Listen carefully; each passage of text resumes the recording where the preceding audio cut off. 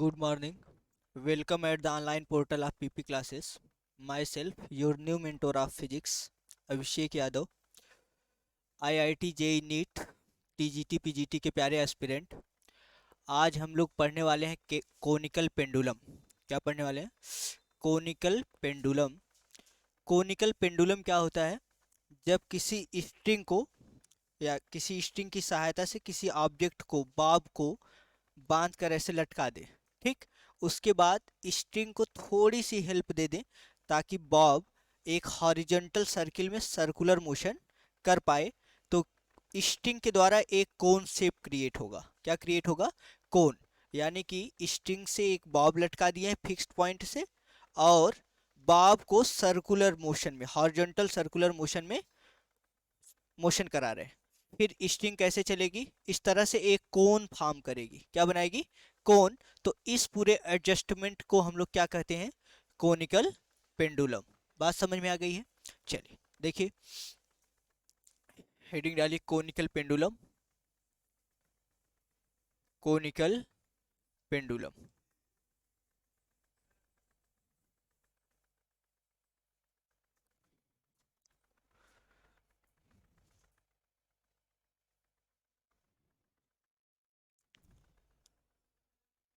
if a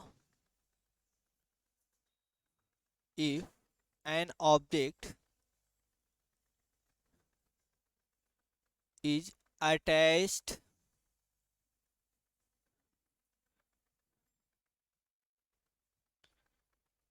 to a string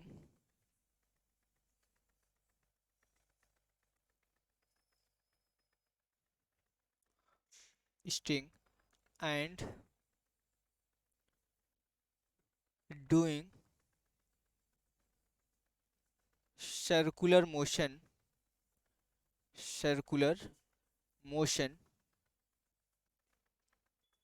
in a horizontal circle in a horizontal circle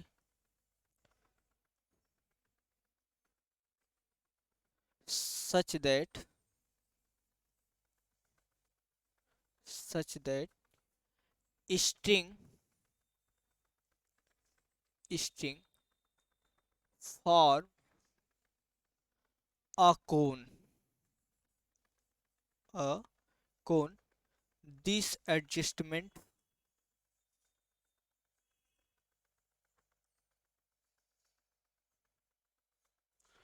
is known as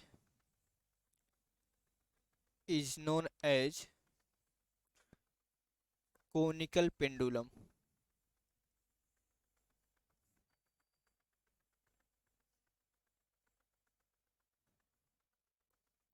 definition के according क्या बोले हैं हम?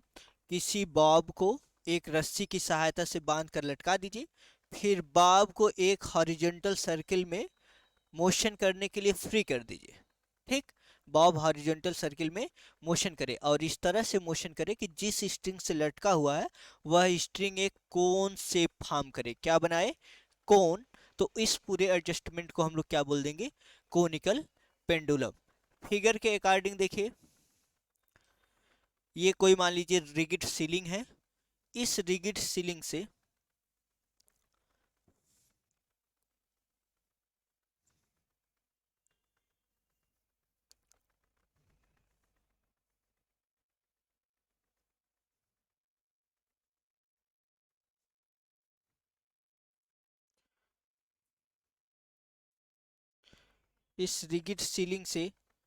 रस्सी की सहायता से कोई बॉल लटकाई गई,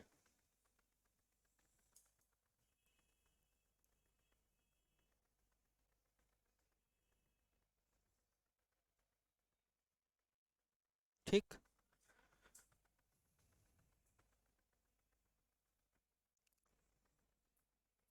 कोई बॉल लटकाई गई है और ये चल कैसे रही है? ऐसे ऐसे हॉरिजॉन्टल सर्किल में ऐसे ऐसे चल रही है। कैसे चल रही है? ऐसे इससे जाएगी फिर ऐसे आएगी, ठीक। बात समझ में आ रही? अगर स्ट्रिंग की लेंथ एल है, स्ट्रिंग की लेंथ एल होगी, तो यहां से ये लेंथ डिपेंड करेगी एंगल पर, semi vertex angle of the cone. ये वर्टेक्स है पूरा, वर्टेक्स के आधे एंगल को क्या कहते हैं, सेमी वर्टेक्स एंगल। क्या बोलते हैं, सेमी वर्टेक्स एंगल। तो ये लेंथ जो हो जाएगी यहाँ से यहाँ तक हो जाएगी यल कास थीटा। कितना, यल कास थीटा। बात समझ पाए हैं। और यहाँ से अगर हम लोग ऐसे मैच करा दे तो एक राइट एंगल ट्रायंगल फॉर्म होगा। क्या फॉर्म होगा, राइट एंगल ट्रायंगल, यहाँ पर 90 डिग्री। ये बस खाली इमेजिनेशन है, यहाँ से ऐसे देखें तो एक राइट एंगल ट्रायंगल फॉर्म होगा, जो कि ये डिस्टेंस क्या होगी, radius of the horizontal circle. Horizontal circle की रेडियस है, लेंथ ऑफ द स्ट्रिंग, और ये क्या है, सेमी वर्टेक्स एंगल थीटा। बात क्लियर हो गई। यहाँ से इस कोनिकल पेंडुलम का अगर हमको टाइम पीरियड बोलना हो तो कोनिकल पेंडुलम का जो टाइम पीरियड होता है वो होता है 2 pi under root L cos theta by G. L cos theta by G. Normally अगर कोई पेंडुलम हो जिसकी लेंथ यल हो और ग्रेविटेशनल एसिलरेशन वहाँ पर जी हो तो उसका जो टाइम पीरियड होता है वो होता है अंडर रूट टी बराबर 2 pi under root L by G. और कोनिकल पेंडुलम की केस में यहाँ पर क्या हो जाता है, एल कॉस थीटा। बात क्लियर हो गई। चलिए, ये रहा कोनिकल पेंडुलम और ये रहा उसका टाइम पीरियड। अब इसका डेरिवेशन हम लोग करेंगे, कोनिकल पेंडुलम के टाइम पीरियड का डेरिवेशन। नोट करिए इसे।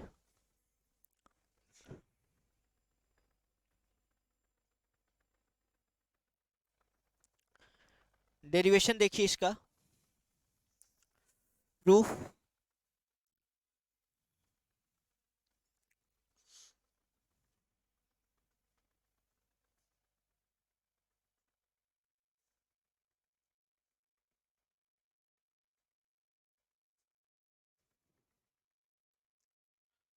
प्रूफ, प्रूफ में फिगर देखिए, आप लोग नया फिगर बना लीजिएगा। इसमें कुछ कंसिडरेशन लिखे फिर फिगर बनाते। Let us consider, let us consider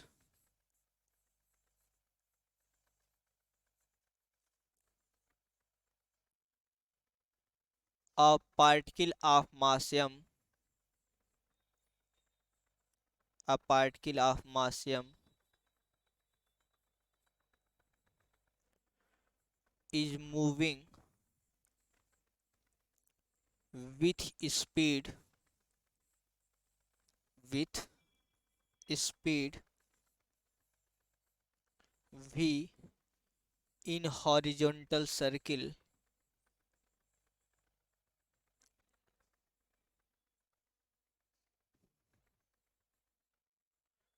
of radius r, of radius r। हम लोग ऐसा एज्यूम किए हैं कोई पार्टिकल जिसका मास m है, एज शोन इन फिगर। इसी में लिख दीजिए एज शोन इन फिगर, जैसा फिगर में दिखाया गया। ये पार्टिकल जो है वो v स्पीड से मोशन कर रहा है हॉरिजॉन्टल सर्किल में, और इस हॉरिजॉन्टल सर्किल की रेडियस कितनी मानी गई है, r। कितना है भाई, r। अच्छा ये देखिए कि अगर इस स्ट्रिंग से कोई मास लटका हुआ है तो स्ट्रिंग में टेंशन होगा कुछ, और इस टेंशन को हम लोग एज्यूम कर ले रहे हैं, जो टेंशन इन द स्ट्रिंग है O T. Tension in the string कितना है, टी। ये लेंथ गायब कर दिया, अभी लेंथ कितनी है, एल। लेंथ कितनी है भाई, L. Tension in the string T है, और यहां पर एंगल कितना होगा, यहां इनके बीच एंगल कितना होगा, थीटा। क्योंकि यहाँ थीटा है तो यहाँ भी क्या होगा, थीटा। दो पैरेलल लाइनों को कोई ट्रांसवर्सल इंटरसेक्ट कर रही है तो ये एंगल इस एंगल के बराबर। इसका मास अगर यम है तो नीचे की तरफ एक फोर्स लगेगा यम जी, जो कि वेट होगा, और टेंशन का कुछ कंपोनेंट इस डायरेक्शन में होगा जो कितना होगा, टी कॉस थीटा, और इस डायरेक्शन में जो कंपोनेंट होगा वो कितना होगा, टी साइन थीटा। यानी स्ट्रिंग में टेंशन जो लग रहा है वो दो कंपोनेंट में, एक वर्टिकल डायरेक्शन में दूसरा हॉरिजॉन्टल डायरेक्शन में, एक टी कास थीटा दूसरा टी साइन थीटा। एक बात हम लोग जान रहे हैं, कोई ऑब्जेक्ट अगर सर्कुलर मोशन कर रहा है तो उसको सेंट्रीपिटल फोर्स जरूर कहीं से मिल रहा होगा। Without centripetal force circular motion possible नहीं है। तो यहाँ टी साइन थीटा जो है वही इसेंशियल सेंट्रीपिटल फोर्स है। ठीक, टी साइन थीटा क्या है? Essential centripetal force. तो हम लोग लिख सकते हैं कि सेंट्रीपिटल फोर्स किसके बराबर है? टी साइन थीटा के। और अगर कोई ऑब्जेक्ट है जिसका मास m है, v स्पीड से r रेडियस के सर्किल में मोशन कर रहा है, तो उसका सेंट्रीपिटल फोर्स के लिए फार्मूला हम लोग क्या जानते हैं? mv square by R. mv square by R ही किसके बराबर हो जाएगा? T sine theta. बात समझ में आ गई? चलिए इसे इक्वेशन फर्स्ट कंसीडर कर लीजिए। ठीक। और वर्टिकल डायरेक्शन में इस मास के इक्विलिब्रिया के लिए हम लोग क्या देखेंगे कि टी कास थीटा इसके वेट के बराबर होगा। जितना फोर्स ऊपर लग रहा होगा उतना ही फोर्स नीचे, क्योंकि एक फिक्स हॉरिजॉन्टल सर्कल में मोशन हो रहा है। अगर ऊपर वाला फोर्स ज्यादा होगा तो बॉल धीरे धीरे ऊपर जाने लगेगी, अगर नीचे वाला फोर्स होगा तो नीचे जाने लगेगी। लेकिन ये न ऊपर जाना है न ही नीचे जाना है, फिक्स हॉरिजॉन्टल सर्कल में मोशन करना है। ऊपर नहीं जाना है, नीचे नहीं जाना है, यानी ऊपर और नीचे के नेट फोर्स को क्या होना है? जीरो होना है, यानी ऊपर और नीचे वाला क्या होगा? बराबर। तो यहां से हम लोग लिख सकते हैं वेट के बराबर क्या होगा? M G cos theta, sorry T cos theta. Weight के बराबर क्या हो जाएगा? T cos theta. इसे इक्वेशन सेकेंड मान लीजिए। अगर इक्वेशन फर्स्ट में हम लोग सेकेंड से डिवीजन करवा दें, ऑन डिवाइडिंग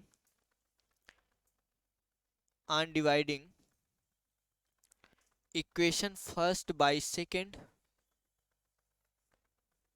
डिवीजन करवाइए तो लेफ्ट हैंड साइड से यम कट जाएगा, v square by R G is equal to, इधर t से t कैंसिल हो जाएगा, sine by cos tan tan theta. ठीक। यहां से देखिए, यहां से भी ये रिलेशन आ गया, v square by R G is equal to tan theta. अब यहां से हम लोग अगर v स्क्वायर निकालना चाहें तो v square equal to R G tan theta, R G tan theta, या v is equal to under root R G tan theta, under root R G tan theta. इसे इक्वेशन थर्ड एज्यूम कर लीजिए। बात समझ में आ गई? हम लोग जानते हैं टाइम पीरियड की जो डिफिनीशन होती है, टाइम पीरियड के डिफिनीशन के according time taken by particle to complete one oscillation is known as its time period. तो टाइम पीरियड में एक ऑसिलेशन या एक सर्किल कंप्लीट करने में जो समय लगेगा उसी को हम लोग टाइम पीरियड बोलते हैं। तो हम लोग ऐसे भी लिख सकते हैं टाइम पीरियड की definition, distance travelled by particle in one complete cycle by its speed. ठीक। कितनी डिस्टेंस चला है एक साइकिल को कंप्लीट करने में? By speed. क्या दे देगा? टाइम, क्योंकि हम लोग जानते हैं time is equal to distance by speed. तो डिस्टेंस यही रखिए और स्पीड तो भी है, तो डिस्टेंस बाय स्पीड से हम लोग क्या निकालेंगे? टाइम। ठीक। और कितना टाइम निकाले? बस एक सर्किल की डिस्टेंस कितने समय में चलता है, तो वहां से क्या आ जाएगा? Time period. ठीक। According to definition of time period, according to definition of time period,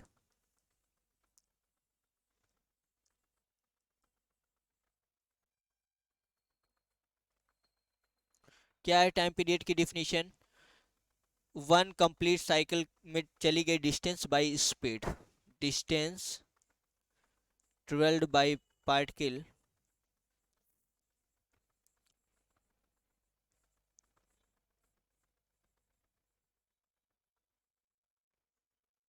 in one complete cycle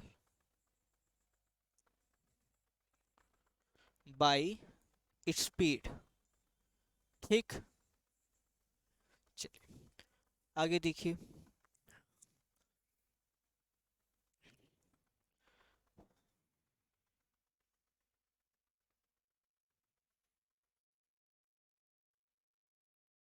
t is equal to distance कितना ट्रेवल्ड होगा एक कंप्लीट साइकिल में?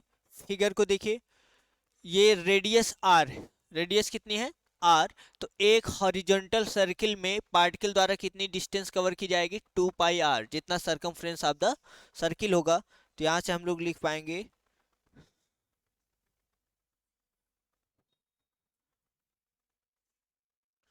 2 पाई आर बाई स्पीड कितनी है? v। फ्रॉम इक्वेशन जिस equation में हम लोग v निकाले हैं वो कौन सा इक्वेशन है, थर्ड। v की वैल्यू सब्सटीट्यूट करें, t is equal to 2 pi r by under root, v की वैल्यू कितना है भाई, under root R G tan theta, R G tan, ठीक।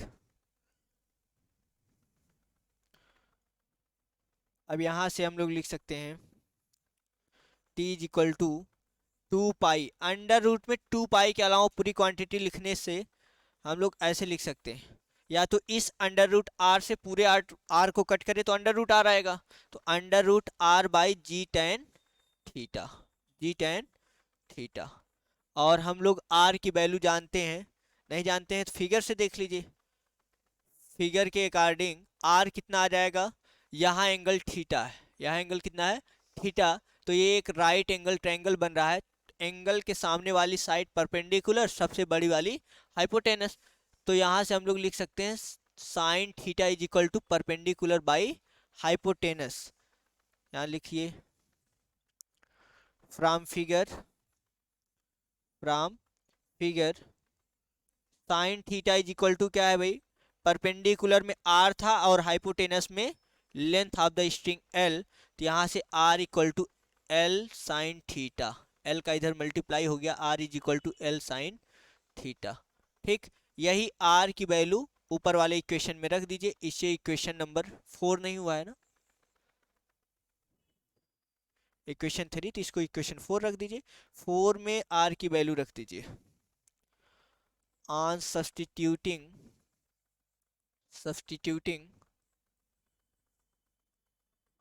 the value of r, the value of r in equation 4, तो यहाँ से आ जाएगा t is equal to 2 pi under root R की जगह L sine theta by G tan theta, tan theta की जगह हम लोग लिख सकते हैं sine theta by cos theta, तो यहाँ से हो जाएगा L sine theta by G sine theta by cos theta, और साइन थीटा से साइन थीटा कैंसिल हो जाएगा, कास थीटा ऊपर चला जाएगा, तो यहाँ से आ जाएगा t is equal to 2 pi under root L cos theta by G, 2 pi under root L cos theta by G, ठीक। बात समझ में आ गई।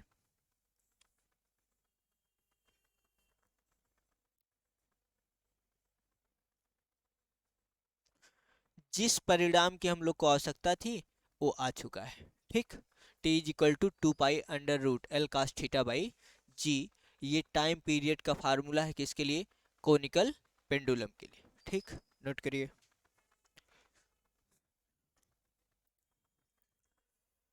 इस पर न्यूमेरिकल कुछ देखिए,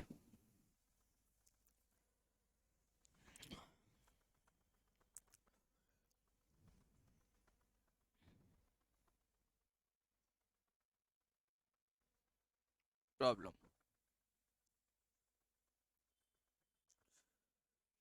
लिखिए।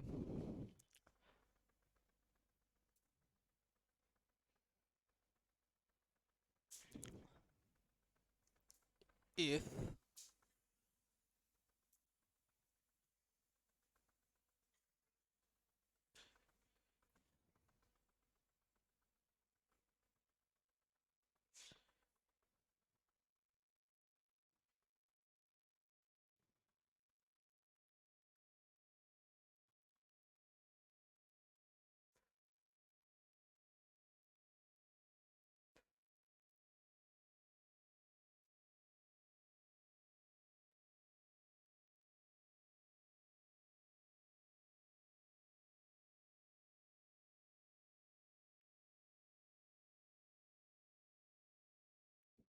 इसकी लंबाई थोड़ा सा, ये ज्यादा हो, 50 metre. if a bob is attached by a string of length 50 meter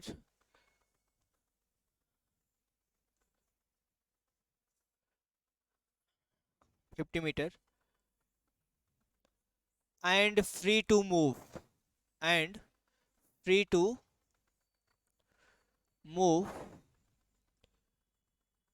in a horizontal circle in a horizontal circle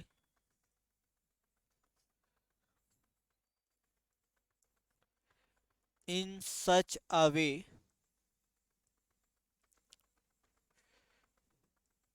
so that the string form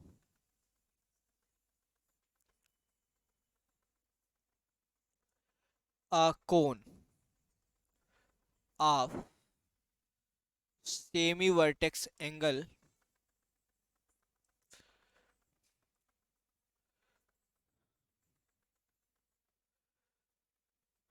60 degree. Find out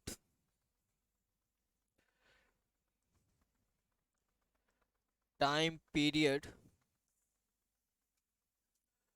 of this adjustment. क्या question है?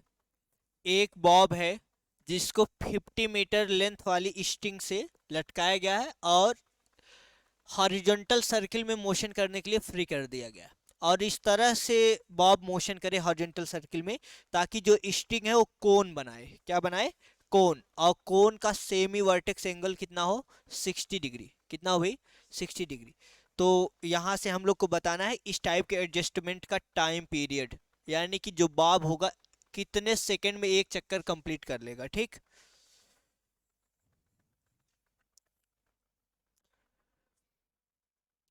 क्या क्या दिया गया है हम लोग को? Length of the string L कितना दिया गया है? 50 मीटर। और थीटा सेमी वर्टेक्स एंगल कितना है? 60 डिग्री। पूछा क्या गया है? Time period. हम लोग अभी अभी सीखे हैं टाइम पीरियड का formula, T is equal to 2 pi under root L cos theta by G. Value substitute करिए, आंसर पाइए। T is equal to 2 pi under root 50 cos theta की वैल्यू कितना? कॉस 60 डिग्री बाई जी की value कितना है भाई? 10। Normally gravitational acceleration को हम लोग कितना रखते हैं? 10।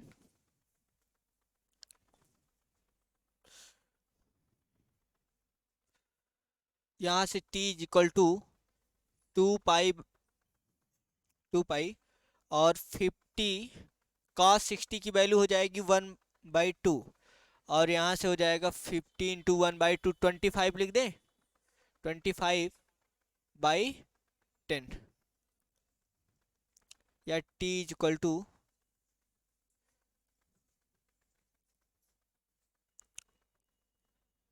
2.5। 2.5 को बाहर करिए और यहाँ से आएगा 22/7 इंटू 2, या ऐसे पॉइंट में डायरेक्ट वैल्यू रखिए।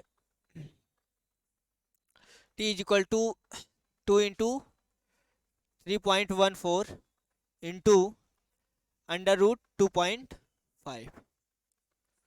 कितना आ जाएगा भाई? यहाँ से 2.5 का स्क्वायर रूट कितना हो जाएगा?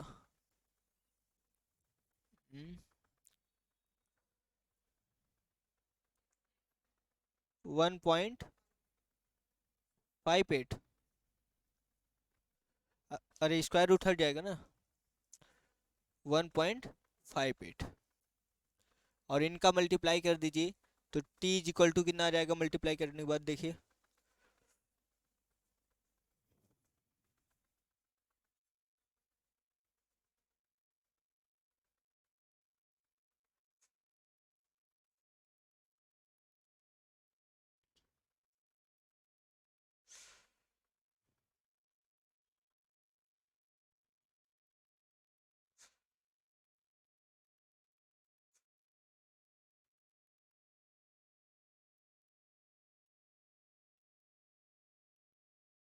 9.93 सेकेंड, यानी अप्रॉक्सीमेटली t इक्वल टू कितना सेकेंड?